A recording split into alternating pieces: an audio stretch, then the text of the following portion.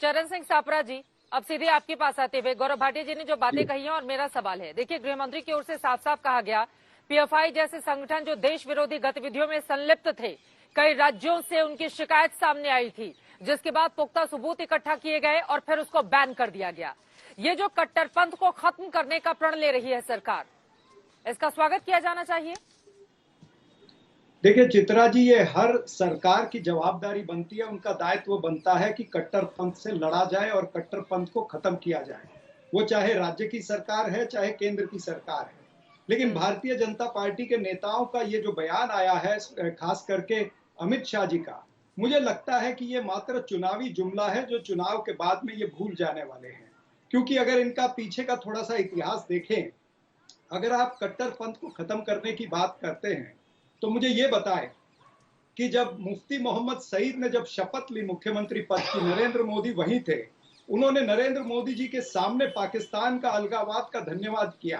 किसी भारतीय जनता पार्टी के नेता ने कोई ऑब्जेक्शन नहीं दी। फिर जो कॉमन मिनिमम प्रोग्राम इनका बना, उसमें अलगाववाद को और सेपरेटिस्ट फोर्सेस को स्टेक होल्डर बनाया गया, लेकिन भारतीय जनता पार्टी किसी नेता ने कोई ऑब्जेक्शन नहीं दी। वहीं पर महबूबा मुफ्ती जब कहती है कि अफजल गुरु ये पैट्रियट है, ये हमारे देशभक्त है, तो उसी महबूबा मुफ्ती के साथ में ये सरकार बनाते हैं, उसको मुख्यमंत्री बनाते हैं। तो ये जो भारतीय जनता पार्टी का कहना है कि अलगाववाद से लड़ते हैं या कट्टरपंथ से लड़ते हैं, ये मेरे ख्याल से एक चुनावी जुमला है। ये असली मुद्दों पर, गुजरात के मूल मुद्दों पर बात नहीं करना चाहते। जो बेरोजगारी का मुद्दा, जो बेरोजगारी चरम पर है, उस पर चर्चा नहीं, महंगाई के ऊपर चर्चा नहीं, ये इस बात की चर्चा नहीं करना चाहते कि वहां पर हेल्थ केयर फैसिलिटी जो है, जिसमें प्राइवेटाइजेशन हो गया है, वो महंगी हो गई है। वहां पर शिक्षा व्यवस्था प्राइवेटाइजेशन होने से महंगी हो गई है। आदिवासियों को उनका हक नहीं मिल रहा है। आदिवासियों को ये वनवासी कहते हैं, उनके सारे हक इन्होंने छीन लिए हैं। जल जंगल जमीन का अधिकार उनको नहीं मिल रहा है। गरीबों को उनका अधिकार नहीं मिल रहा है। 100 सफाई कामगार जो हैं, वो अहमदाबाद में, सूरत में, वो नाले में काम करते करते मर गए, लेकिन उनको मुआवजा क्या मिला? ऊंट के मुंह में जीरा, इस तरह का मुआवजा मिला। मोरबी पर ये बात नहीं करेंगे कि 140 लोगों की हत्या हो गई। वहां का जो बड़ी मछली थी, उसको किस तरह से भगा दिया गया? किस भारतीय जनता पार्टी के नेता ने भगाया? क्यों नहीं ये डबल इंजन की सरकार उस बड़ी मछली को पकड़ के ला सकती है? इन मुद्दों पर ये चर्चा नहीं करेंगे। ये ध्रुवीकरण के मामले पर जरूर चर्चा करने का प्रयास करेंगे। इन मुद्दों से भागती है बीजेपी चर्चा करने के लिए, गौरव भाटिया जी, और इसी वजह से एक दूसरे तमाम तरह के मुद्दे लेकर आती है। असल मुद्दों पर बात करने से बचती है बीजेपी, वो दावा कर रहे हैं, आरोप लगा रहे हैं।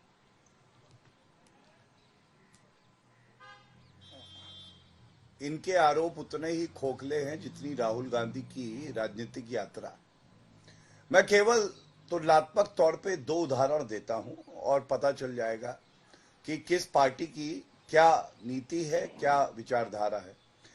आप याद करिए 26/11 का हमला हुआ, फाली होमी मेजर तत्कालीन एयर चीफ मार्शल थे, उन्होंने मनमोहन सिंह जी से कहा सेना तैयार है, पाकिस्तान को हम सबक सिखाएंगे, लेकिन मनमोहन सिंह ने उन्हें अनुमति ही नहीं दी। दूसरी तरफ पुलवामा हुआ, इन लोगों ने मजाक उड़ाया प्रधानमंत्री जी का 56 इंच की छाती कहां है।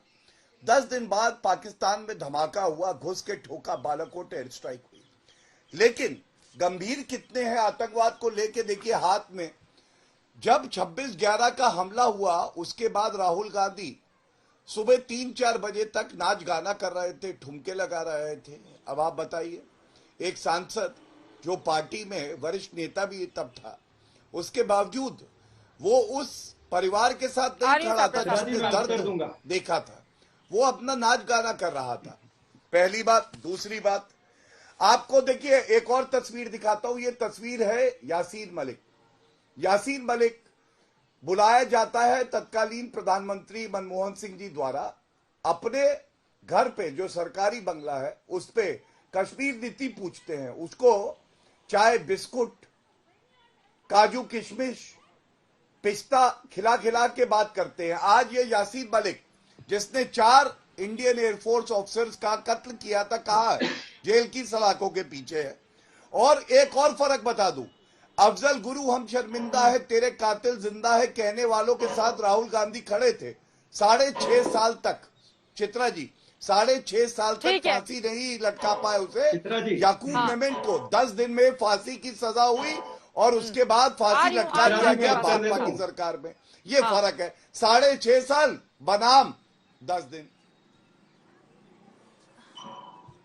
मैं उत्तर दे दूं चित्रा जी? संगीत रागी जी भी हमारे साथ स्टूडियो में जुड़े हुए हैं। संगीत जी, मैं फौरन आपके पास आऊंगी, नहीं। लेकिन उसके पहले चरण सिंह सापरा जी जवाब देना चाहते हैं गौरव भाटिया के आरोपों पर। सापरा साहब देखिए, कई ऐसी कट्टरपंथी ताकतें रही हैं इस देश के भीतर जिस पर लगाम लगाए जाने की जरूरत थी, और गौरव भाटिया जी का आरोप है कि समय रहते कांग्रेस पार्टी को जो एक्शन लेना चाहिए था उसे नहीं लिया। यासिन मलिक का वो उदाहरण दे रहे हैं, तमाम दूसरे भी एग्जाम्पल देते हुए वो नजर आ रहे हैं। तो ऐसे में बीजेपी अगर इस मुद्दे को लेकर आई है, गुजरात चुनाव के ठीक पहले ही सही, लेकिन रोकने की जरूरत तो है ना ऐसी ताकतों को जो कट्टरपंथ को बढ़ावा देती हैं, देश विरोधी गतिविधियों में संलिप्त रहती हैं, माहौल खराब करती हैं, देश के खिलाफ काम करती हैं। देखिए चित्रा जी, मैं एक एक करके इनके सभी तमाम जो आरोप इन्होंने लगाए हैं मैं उसका उत्तर देता हूं, मुझे समय देना। 26/11 की इन्होंने बात की, मैं आपको याद दिलाना चाहूंगा कि जब 26/11 के समय हमारे जब बहादुर सिपाही आतंकवादियों से लड़ रहे थे, तब ताज होटल के मुंबई के 200 मीटर पर आकर के आदरणीय नरेंद्र मोदी जी ने वहां पर प्रेस कॉन्फ्रेंस ली और वो कोस रहे थे सरकार को। यानी वो एक तरह से मदद कर रहे थे उन लोगों की जो देश के ऊपर जिन्होंने हमला किया था, कि सरकार वहां पर कंसंट्रेट करे या इनके जो आरोप लग रहे थे उस पर कंसंट्रेट करे। कितने संवेदनहीन थे नरेंद्र मोदी जी और भारतीय जनता पार्टी, उसका ये एक उदाहरण है। दूसरी बात जो इन्होंने कही है उसका मैं आपको उत्तर देता हूं कि ये जिस तरह से कहते हैं कि ये बहुत अच्छा अलगाववाद और आतंकवाद से लड़ रहे हैं, तो ये भी बताएं कि रेड कारपेट वेलकम इन्होंने आईएसआई को पठानकोट में क्यों दिया था। जम्मू कश्मीर के अंदर जब लड़ाई चल रही थी तब इन्होंने 10,000 पत्थरबाजों के केस वापस लिए और मेजर आदित्य कुमार पर इन्होंने एफआईआर किया। एक तरफा युद्ध विराम पूरे देश के इतिहास में 70 वर्षों में एक बार हुआ और वो इनकी सत्ता के दौरान हुआ। एक तरफा युद्ध विराम किसमें हुआ? देश की, हमारे भारत की सेना के बीच में और पाकिस्तान के आतंकवादियों के बीच में, वो बीजेपी की सत्ता के समय हुआ। आसिया अंद्राबी की फोटो अगर बेटी बचाओ बेटी पढ़ाओ के बैनर पर लगी तो इनकी सत्ता में लगी है। इनके पदाधिकारी निरंजन हिजोई आसाम में पकड़े गए, वो उनके ताल्लुकात आतंकवादियों के साथ में थे। ध्रुव सक्सेना मध्य प्रदेश का आईटी सेल का इनका अध्यक्ष था, उसके तार जुड़े हुए थे आईएसआई से। उसी तरह से तारिक अहमद मीर जो देवेंद्र सिंह के साथ में पकड़े गए, वो बीजेपी की एमएलए की टिकट पर लड़े थे, उनके रिश्ते लश्कर तोयबा से। उसी तरह से फारूक खान के रिश्ते असद मसूद के साथ में, वो कॉर्पोरेशन की टिकट लड़ता है बीजेपी की श्रीनगर से। बहुत देर से संगीत रागी जी भी स्टूडियो में जुड़े हुए हैं, जल्दी से उनकी मैं टिप्पणी लेना चाहूंगी। ठीक है सर, आप आगे अपनी बात को बढ़ाइएगा, एक टिप्पणी उनकी ले लेती हूँ जल्दी से। ठीक है।